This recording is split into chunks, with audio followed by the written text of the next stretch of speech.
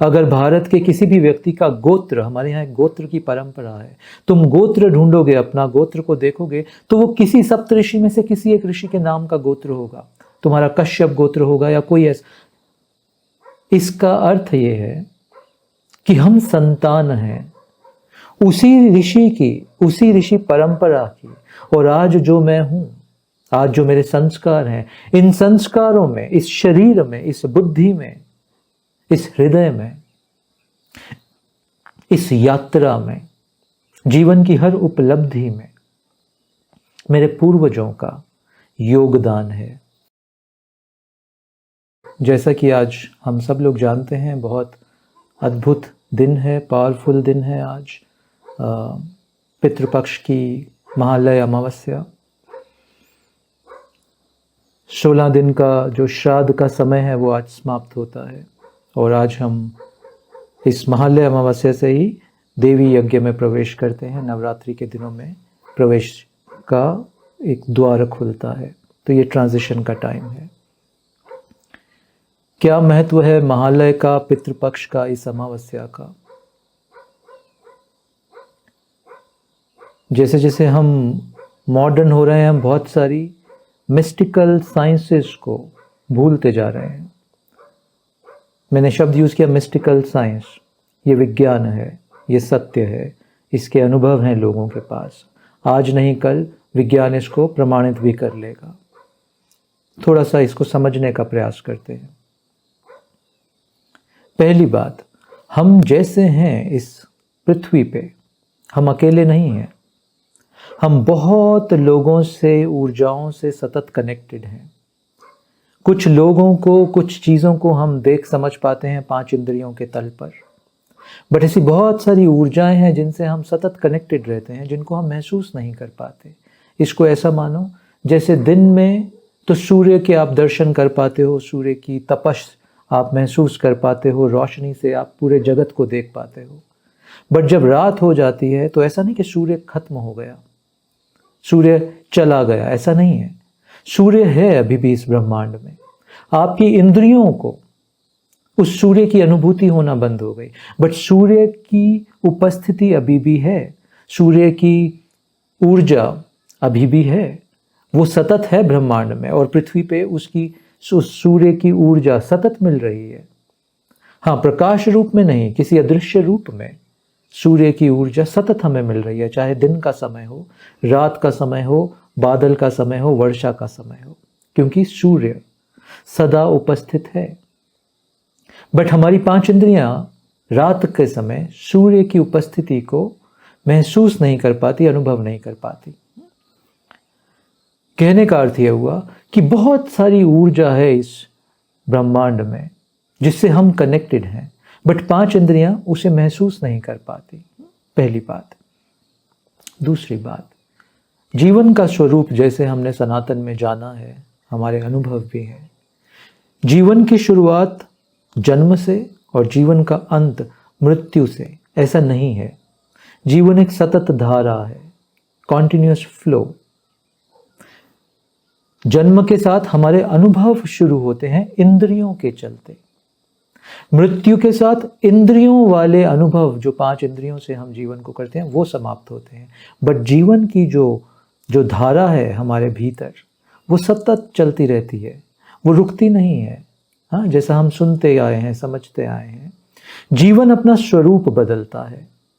आज मैं इस स्वरूप में, आज जीवन इस स्वरूप के माध्यम से मुझसे प्रकट हो रहा है।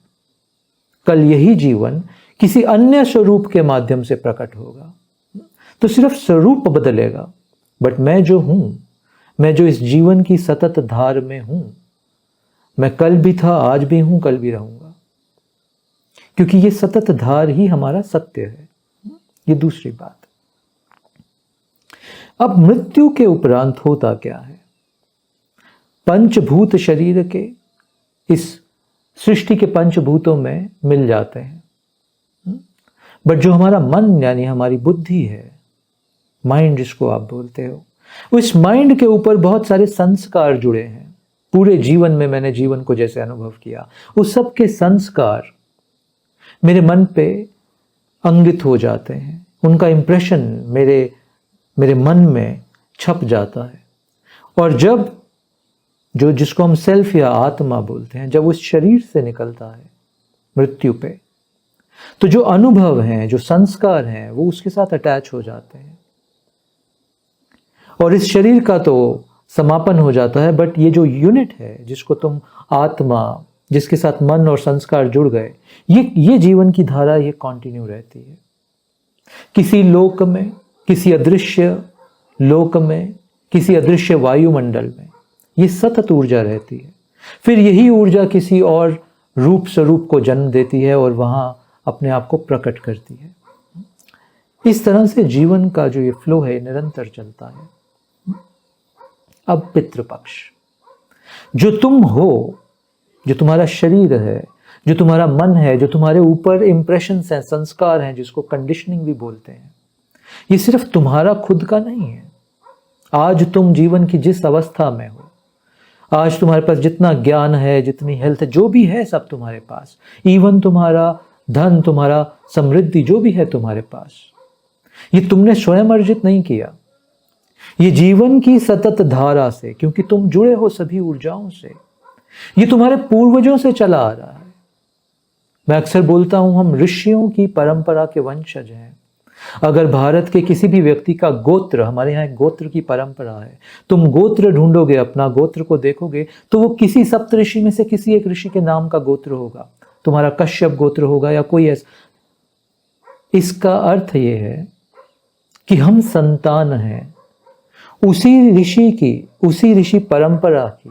और आज जो मैं हूं, आज जो मेरे संस्कार हैं, इन संस्कारों में, इस शरीर में, इस बुद्धि में, इस हृदय में, इस यात्रा में, जीवन की हर उपलब्धि में मेरे पूर्वजों का योगदान है। मैं यहाँ अकेला नहीं हूं अपने जीवन को जो चला रहा है। मेरे पूर्वजों का बहुत योगदान है इसमें। मगर पूर्वज तो देह छोड़ के चले गए। अब मैं इस योगदान के ऋण से मुक्त कैसे हूं? मैंने शब्द यूज किया ऋण। ये लोन है तुम्हारे पास तुम्हारे पूर्वजों का। इस लोन को जब तक मैं चुकाऊंगा नहीं, तब तक कोई भार बोझ मेरे पे बना रहता है। तब तक तुम पूर्ण मुक्ति का अनुभव नहीं करते हो। सब कुछ जीवन में होते हुए भी अनंत आनंद का अनुभव नहीं हो पाता, क्योंकि कुछ ऋण हैं हमारे ऊपर। किसके ऋण हैं ये? हमारे पूर्वजों के। ये ऋण दोनों तरह के हो सकते हैं, पॉजिटिव और नेगेटिव दोनों। अर्थ ये हुआ कि कुछ उन्होंने मेरे जीवन में योगदान दिया, जिससे मेरा जीवन आज फलित हो रहा है, खुशहाल हो रहा है, मैं इस साधना के पथ पे चल रहा हूं। और कुछ पूर्वजों ने मुझे दोष भी दिए। हाँ, मेरा अहंकार, मेरा हमारे भीतर कभी गुस्सा आ जाना, जो हमारी त्रुटियां हैं, कुछ त्रुटियां हमें हमारे पूर्वजों से भी मिली हैं। इन्हीं त्रुटियों को मॉडर्न मेडिसिन साइंस ने बोला हेरिडिटरी डिसीज। कुछ डिसीज हेरिडिटरी या कुछ त्रुटियां भी पूर्वजों से मिली हैं। हाँ, तो ये नेगेटिव डेट है। और एक पॉजिटिव डेट कि कुछ वरदान भी मिले हैं उनसे मुझे। तो दो चीजें मिली पूर्वजों से, कुछ वरदान, कुछ अभिशाप। वरदान मिले, मेरी जिस तरह की तुमने शिक्षा ग्रहण की है, जिस तरह की तुम्हारी दृष्टि है, तुम्हारी सुंदर दृष्टि जीवन को देखने की, जो तुम्हारे हृदय में प्रेम है, जो तुम्हारे हृदय में ईश्वर को जानने का, सत्य को पा लेने का की जो प्यास है, ये ऋषियों से, ये मुझे मेरे पूर्वजों से मिली। ठीक। और जो त्रुटियां हैं ये भी पूर्वजों से मिली। मेरा भी योगदान है, ये सभी पूर्वजों का नहीं है। ये जीवन बड़ा कॉम्प्लेक्स तो नहीं बोलूंगा, बट एक मिला जुला सा प्रोसेस है। कुछ मेरा है इसमें, कुछ मेरे पूर्वजों का है इसमें, कुछ ऋषियों का है इसमें, कुछ ईश्वर का है इसमें। ये सब मिलके तुम्हारा मैं बनता है, तुम्हारा मैं का स्वरूप बनता है। हाँ, तो मानो 4 कंपोनेंट हैं इसमें, तुम अकेले कंपोनेंट नहीं हो। 25% तुम्हारा योगदान, 25% तुम्हारे पूर्वजों का योगदान, 25% तुम्हारी ऋषि परंपरा का योगदान, 25% मानो ईश्वर का योगदान। हाँ, ईश्वर में ही गुरुओं को डाल रहा हूं, अगर इस तरह से भी देखा जा सकता है। अब पितृपक्ष हो क्या रहा है इन दिनों?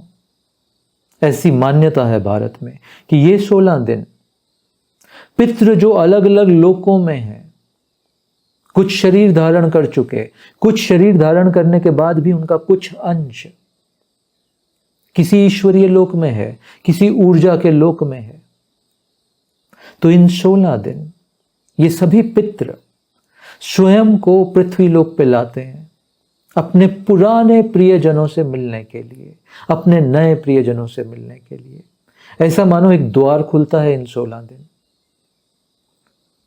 जहां तुम अपने पितरों को, अपने एंसेस्टर्स को, अपने पूर्वजों को एक्सेस कर सकते हो। शरीर रूप में तो नहीं है वो, मगर ऊर्जा रूप में, संस्कार रूप में, परंपरा रूप में कहीं वो एग्जिस्ट कर रहे हैं। 5 इंद्रियों के बियॉन्ड वो एग्जिस्ट कर रहे हैं, और इन 16 दिन वो अवेलेबल हो जाते हैं, उनका एक्सेस द्वार खुल जाता है। अब इसके ऊपर हमने ये प्रथा बनाई, एक परंपरा का हमने निर्माण किया कि इस दिन, इन 16 दिनों, और जिसमें से आज का दिन सबसे पावरफुल, महत्वपूर्ण है। इस दिन पहला, अपने सभी पितरों को, पूर्वजों को धन्यवाद दूंगा। जो जीवन में मिला उनका धन्यवाद, उनका योगदान है, उनके आशीर्वाद से ये मिला। आज की मॉडर्न साइंस का डीएनए भी यही बोल रहा है। जो डीएनए तुम्हारे शरीर, तुम्हारे मन का निर्माण कर रहा है ना, उसको अगर ट्रैक करें तो हजारों लाखों साल उसकी हम हिस्ट्री निकाल सकते हैं। हम तुम्हारे पूरे पूर्वजों की हिस्ट्री निकाल सकते हैं, क्योंकि उसका सारा फॉर्मूला, ब्लूप्रिंट तुम्हारे डीएनए में डाला हुआ है। मॉडर्न साइंस भी इस बात को कुछ हद तक समझने लग रही है। तो इन दिनों जो सब मिला अपने पूर्वजों से, अपने पितरों से, उसका हृदयपूर्वक धन्यवाद करूंगा। धन्यवाद करने मात्र से ही कुछ ऋण मुक्त हो जाता है, कुछ फ्री हो जाते हो, कुछ मुक्त होते हो तुम। पहला। दूसरा, जाने अनजाने इस जीवन में और पीछे के जीवनों में पितरों के साथ कुछ गलत किया होगा मैंने, कुछ अपशब्द बोले होंगे, कुछ मनमुटाव हुआ होगा, कुछ मैंने उनको दुख पहुंचाया होगा। आज क्षमा भी मांग लेता हूं उनसे, और क्षमा मांगने से भी कुछ ऋण से मुक्त हो जाऊंगा। दूसरा, ये दूसरा है, क्षमा मांग। तीसरा, कुछ मुझे उनके थ्रू त्रुटियां भी मिली हैं इस जीवन में भी, हाँ, जिसको बोलते हैं रिजेंटमेंट होल्ड किया हुआ है मैंने किसी अपने पितरों के प्रति, कोई डिसीज्ड माता पिता के प्रति, कोई डिसीज्ड नाना नानी के प्रति। कुछ उन्होंने ऐसा किया जिस वजह से मैं उनको माफ नहीं कर पाया। ऐसा भी बहुत मित्रों का अनुभव है, और वो एक दुख की धार या दुख की तार जोड़ी हुई है पितरों के साथ, क्योंकि मैं आज तक उनको क्षमा नहीं कर पाया, उन्होंने जो मुझे मेरे साथ किया या जो त्रुटियां मेरे अंदर डाल दी। तो तीसरा, आज के दिन मैं भी उन्हें क्षमा कर दूंगा। जो अच्छा मिला उसका धन्यवाद, जो मैंने कुछ नहीं उनके लिए कुछ बुरा किया उसके लिए मैं क्षमा मांगूंगा, और कुछ मेरे अनुसार अगर उन्होंने मुझे कुछ त्रुटियां दी, आज मैं उसको भी भूल के माफ कर दूंगा उनको। इन तीनों प्रोसेस से पूर्णतः ऋण मुक्त हो जाऊंगा इस जीवन में, पितरों के सभी ऋण से मुक्त हो जाऊंगा। क्या कर रहे हैं हम साधना में? योगानंद ने पूछा, साधना की दृष्टि से इसको कैसे देखें? क्या चाहते हैं हम साधना में? किस तरफ बढ़ रहे हैं हम साधना में? मुक्ति की तरफ। मुक्ति का क्या अर्थ है? मैं अपनी सभी ऋणों से मुक्त हो जाना चाहता हूं। ये ऋण कहां है? ये मेरी बुद्धि में, मेरे मस्तिष्क में भरे हुए हैं, मेरे पैटर्न्स के रूप में। ये भार बन के पैटर्न्स, कंडीशनिंग, इन त्रुटियों के रूप में मेरे मन में बसे हुए हैं। मुझे मुक्त होना है इससे। मुझे अपने मन से मुक्त होने के लिए भी पितरों से मुक्त होना होगा, क्योंकि पितरों का भी एक बड़ा योगदान मेरे मन का हिस्सा है। कैसे होऊंगा मुक्त? क्या सिर्फ किसी साधना की पद्धति से मुक्त होऊंगा? हाँ, कुछ मुक्ति मिलेगी उससे, बट ये जो अदृश्य ऋण चल रहा है, इससे भी तो मुक्त होना है मुझे। और प्रार्थना और भीतर का भाव, हृदय का भाव बहुत शक्तिशाली है। हृदय का भाव हिमालय पर्वत को बदल सकता है। तुम्हारी प्रार्थना इस सृष्टि को बदल सकती है। इतना बल है हृदय में, हृदय के भाव और प्रार्थना में। ये बहुत बलवान है। इस हृदय के भाव के बल से और अपनी प्रार्थना के बल से आज ये संदेश पहुंचा सकता हूं अपने पितरों को, और इस ऋण से मुक्त हो सकता हूं। और जैसे ही पितरों के ऋण से मैं मुक्त हुआ, पितरों के धन्यवाद को मैंने अनुभव किया गहरे हृदय के तल पे, यात्रा में एक सौंदर्य आने लगेगा, यात्रा में एक हल्कापन आने लगेगा, और पितरों का, ऋषियों का और आशीर्वाद मिलने लगेगा, क्योंकि उनको दिखता है कि तुम सतत भाव की अवस्था से उनको रिकॉग्नाइज करते हो, उनसे बात कर रहे हो, अपनी गलतियों की क्षमा मांग रहे हो। तुम आज सारे बंधनों से उनको मुक्त कर रहे हो, और आज तुम सभी बंधनों से जो तुमने उनके साथ बांधे हुए हैं, इंक्लूडिंग द बंधन ऑफ डीएनए, आज तुम उस बंधन से भी मुक्त होते हो, क्योंकि तुम्हारे भीतर की सत्ता तो ईश्वरीय है। तो इन सभी बाहर के बंधनों से, जो मेरे डीएनए का स्वरूप है, जो मेरे मन का स्वरूप है, आज पितृपक्ष में इस प्रार्थना से मैं उन सभी बंधनों से मुक्त होता हूं। ये है पितृपक्ष और महालय की महत्व। और ये इतना शक्तिशाली समय, इतना पावरफुल समय है, ये वंडर है।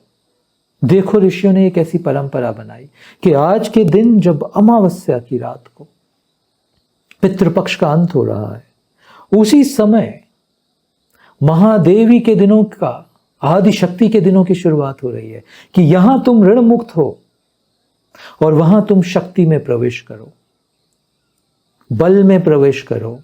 ये 9 दिन बल के होते हैं, ये शक्ति, आदि शक्ति के दिन है। तो तुम इस ऋण से मुक्त हो, अपने पास्ट के सभी बंधनों से मुक्त हो जाओ। सारे बंधन, ये बात ध्यान से सुनना मेरी, तुम्हारे सारे बंधन वर्तमान के नहीं हैं। तुम्हारे सारे बंधन, तुम्हारे सारे भार, तुम्हारे सारे रोग पास्ट के हैं, पीछे के हैं। आज जिन चीजों से भी तुम चिंतित होते हो ना, उनके बीज पास्ट में है। तुम पास्ट की चीजों को लेकर चिंतित होते हो, पास्ट के कुछ अनुभवों से तुम अपने भविष्य की कल्पना करते हो और तुम चिंतित होते हो। समझ रहे हो बात को? जब तक तुम पास्ट से मुक्त नहीं होगे, तब तक तुम इस वर्तमान में जीना नहीं सीख पाओगे, और वर्तमान में जीना नहीं सीखोगे तो एक आनंदित भविष्य का निर्माण नहीं कर पाओगे। तो यहां से मुक्ति चाहिए मुझे। हाँ, तो पूर्वज, पितृपक्ष पास्ट का प्रोसेस है, पास्ट से मुक्ति का प्रोसेस है। वहां से मुक्त होके आज ये ट्रांजिशन के दिन और कल सुबह से फिर मैं शक्ति में प्रवेश करूंगा, फिर मैं मां को पुकारूंगा, उनके मार्गदर्शन, उनकी शक्ति, उनकी करुणा और प्रेम के लिए। वो जीवन में मुझे चाहिए और साधना में आगे गहरे उतरने के लिए। हाँ, दिस इज द प्रोसेस। तो ये है पितृपक्ष का महत्व, स्पेशली साधक के लिए। साधक की ये दृष्टि होनी चाहिए, मुक्ति की दृष्टि, बोझ से, ऋण से मुक्ति की दृष्टि। तो आज आगे बढ़ने से पहले, अगले प्रश्न पे जाने से पहले, मैं चाहता हूं आप सब 1 मिनट के लिए अपनी आंख बंद करें।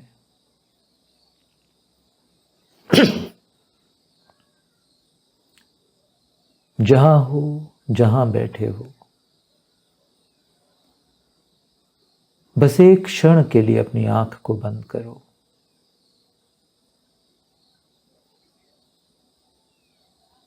याद करो अपने पूर्वजों को,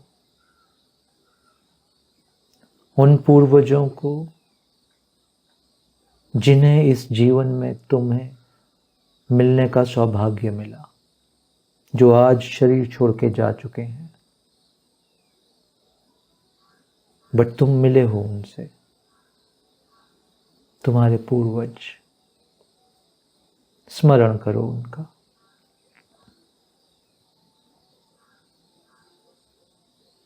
स्मरण करो अपने उन पूर्वजों का भी जिनके तुमने सिर्फ नाम सुने हैं। बचपन में, जवानी में तुमने बस उनके नाम ही सुने, तुम कभी मिले नहीं इस जीवन में। स्मरण करो उन पूर्वजों का।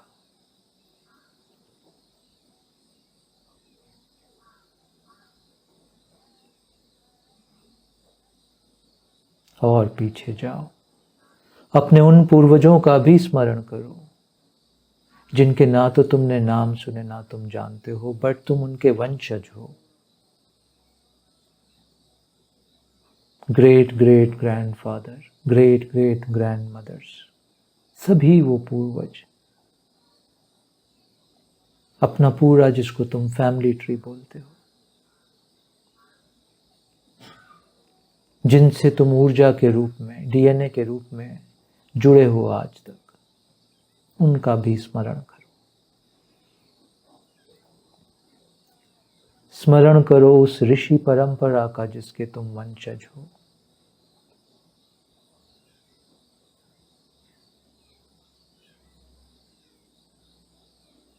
स्मरण करो अपने परमपिता ईश्वर का, जिस रूप में भी तुम उनको देखते हो।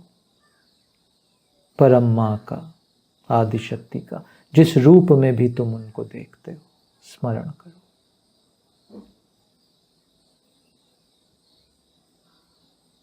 और अब हृदय पूर्वक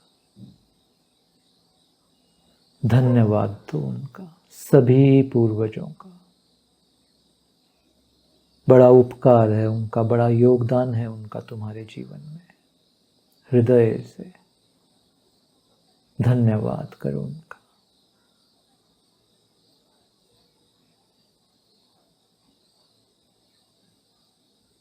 अब हृदय से क्षमा मांग लो उनसे। कुछ बातें जो तुम उनसे कभी कह नहीं पाए, कुछ गलतियां जो तुमने जानबूझकर की, कुछ गलतियां, अपराध जो तुमसे अनजाने में हुए, गुजरे हुए पूर्वजों से क्षमा मांग लो। तुम उन्हें समय नहीं दे पाए, तुम व्यस्त रहे अपने जीवन में, तुम अपने करियर, अपने परिवार में व्यस्त हो गए, अपने माता पिता को, अपने दादा दादी को, नाना नानी को समय नहीं दे पाए तुम। उन्हें तुम्हारा प्रेम और समय चाहिए था। क्षमा मांग लो।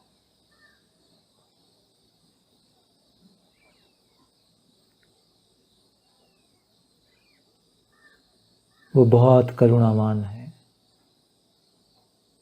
तुम्हें क्षमा कर देंगे।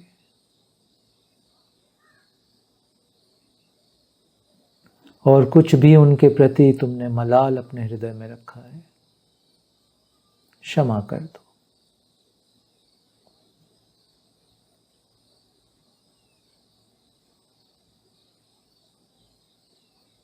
तुम भी क्षमा कर दो।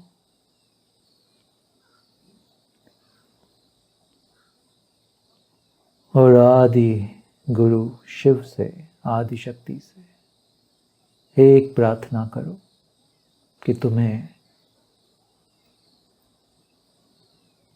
पास्ट के सभी बंधनों और बोझों से मुक्त कर दें, ताकि तुम इस वर्तमान को पूरी निष्ठा, पूरे चैतन्य से, पूरी जागरूकता से जी पाओ।